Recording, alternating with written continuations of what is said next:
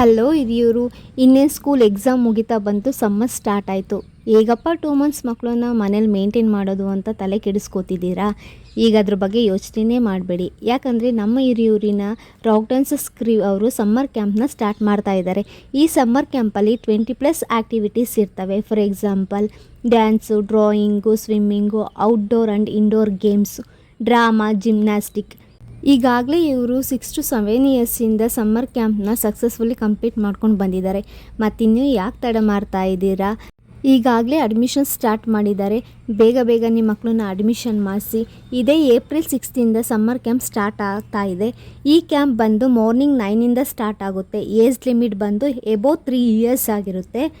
ನಿಮಗೆ ಇನ್ನೂ ಜಾಸ್ತಿ ಇನ್ಫಾರ್ಮೇಷನ್ ಬೇಕಂದರೆ ಸ್ಕ್ರೀನ್ ಮೇಲೆ ಕೊಟ್ಟಿರೋ ನಂಬರ್ನ ಕಾಂಟ್ಯಾಕ್ಟ್ ಮಾಡಿ.